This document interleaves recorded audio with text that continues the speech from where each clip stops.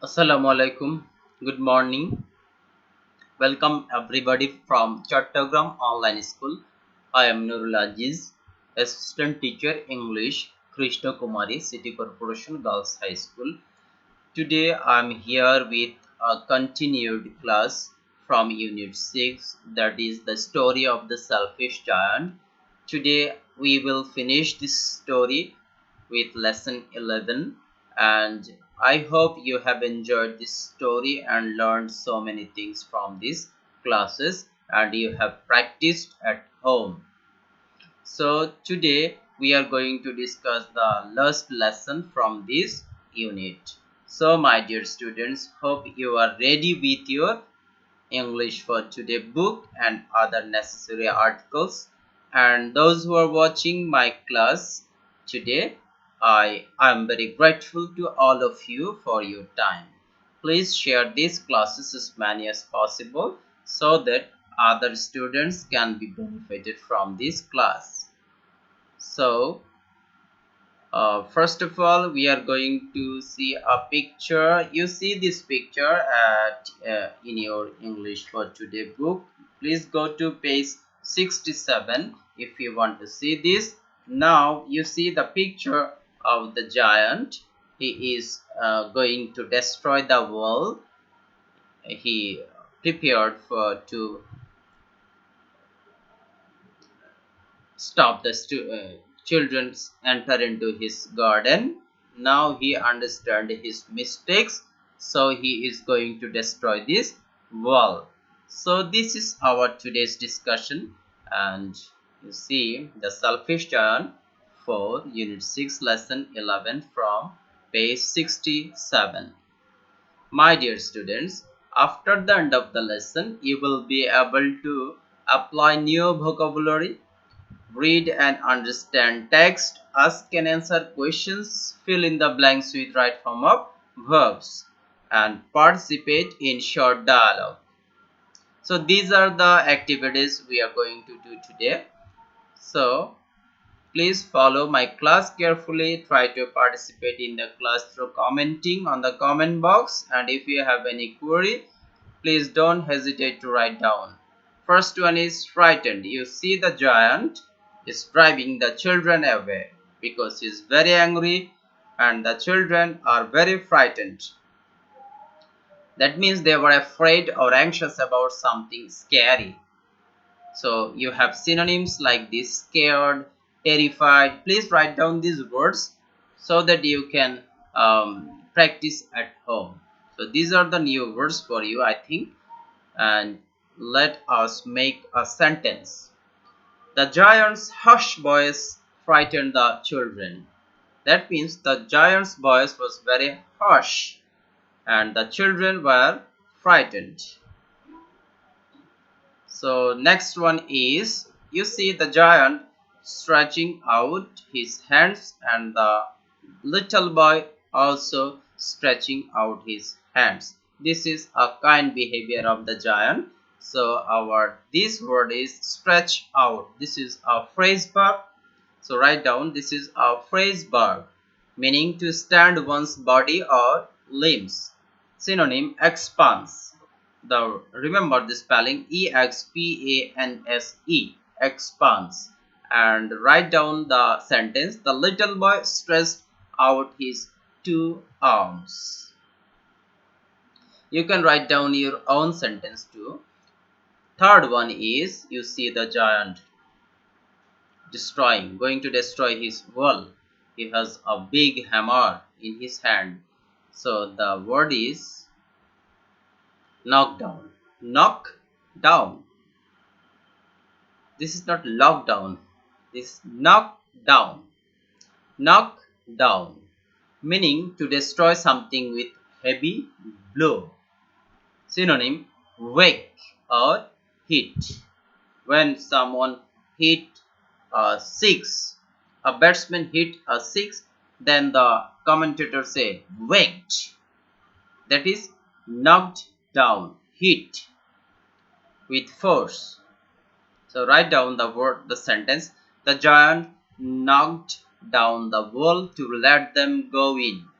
He wanted the children to enter into his garden, so he knocked the wall down. Last one is, you see the kind behavior of the giant once again in the picture. The little boy is happy because he is no longer very uh, terrifying. He is no longer scary. So the one, so the word is fleeing. Fleeing means a short period of wild behaviors. If you suddenly do something like stretching out your hands, trying to hold something, this is fling. That means throw, part of body. The boy flung his hands round the giant's neck. So the reading passage in section A, continue reading the story. That means that we have we read the three part of the story, and now we are reading the last part. The giant felt sorry as he looked out. How selfish I have been, he said to himself. Now I know why the spring would not come here. So he quickly went out into the garden, but when the children saw him, they were so frightened that they all ran away, and the garden became winter again. Only the little boy did not run, for his eyes were so full of tears that he did not see the giant coming. The giant quietly came behind him, took him gently in his hands, and put him up into the tree. And the tree at once broke into blossom, and the birds came and sang on it. The little boy stretched out his two arms, flung them round the giant's neck, and kissed him. The other children saw this. They saw that the giant was not wicked any longer, so they came running back, and with them came the spring. It's your garden now, little children, said the giant. Then he took a huge axe and knocked the wall down, and the people passing by found the giant playing with the children in the most beautiful country in the garden in the country. So there is a series of activities. The boy did not run, for his eyes were full of tears. The giant had a very good behavior with the boy. The trees blossomed, broke into blossom. The birds came, sang. Then the boy kissed the giant. Then he became a good giant. Then the children came back running. Then came the spring. The garden is now the children's garden. The giant took a huge axe and knocked down the wall. The people passing by saw everything. So there is a series of event or activity. So I hope you understand this text easily. And now we have some questions for you. Please try to answer yourself. Or if you don't understand something, write down a comment box. I will try to answer. I'm going to help you. Why did the giant feel sorry? This is very understandable that the giant felt sorry because he had been selfish. He had been selfish. That is why winter was very much in his garden. So he felt sorry. This is in past tense. Why did the garden become winter again? This is also in past tense. The garden became winter again when the children saw the giant, and they were so frightened. When the children so frightened, the garden became winter again. Because children are a part of nature. Why didn't the little boy run away? You understand this because his eyes were full of tears. The little boy did not run away, for his eyes were so full of tears, and he did not see the giant coming. That is why he stayed at one place.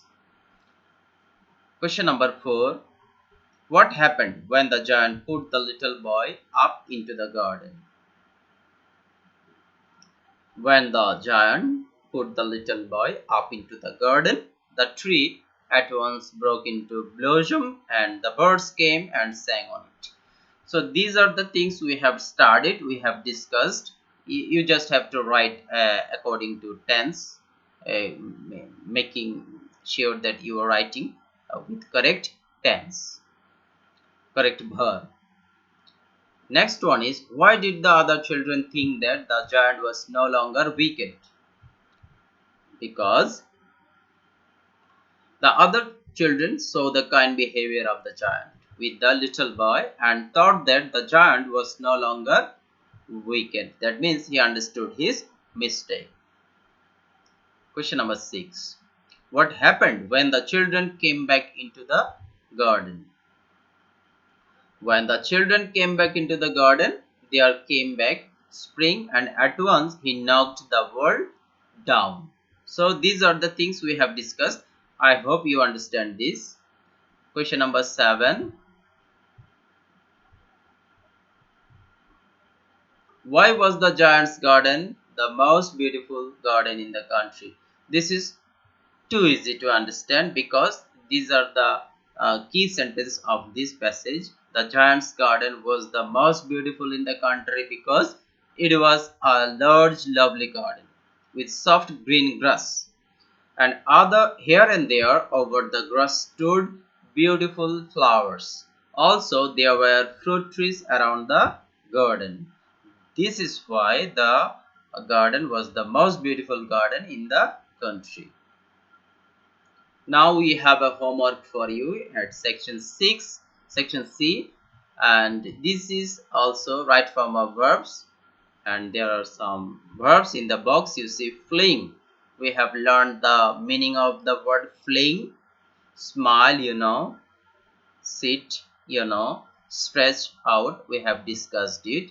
Frighten, what is frighten, and feel sorry. So these words, and what you have to do, you have to understand the text carefully. You have to read the text carefully. The text is in past tense and you have to write the verbs in past tense. So my dear students, hope you will practice this at home and try to do it perfectly. You have 2 more sections in this book, in this part, at page 68, that is D and E. In D section there is a group work for you, tell the story. So you can tell this story to anyone because you have understood the text. We have discussed these lessons serially, so that you can understand this, and discuss in group and write the moral of the story. So you can do it with your friends or you can do it with your sister or brother. Discuss this story and write the moral of the story. So these are the easy things for you, and what you have to do very seriously is section C. So we have discussed 3 different lessons from this unit with of same story, and these are the important lessons for your exams. So if you practice this seriously at home, you can do well in exams. So hope for the best of luck. Thank you very much for your time.